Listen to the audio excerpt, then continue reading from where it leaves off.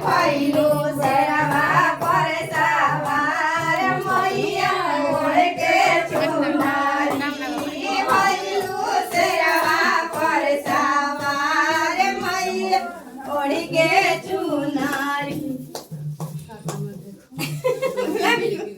कलकत्ता में देखो नजर लगी भीड़ की मेला होए होए लगी भीड़ की मेला भइलु शेरवा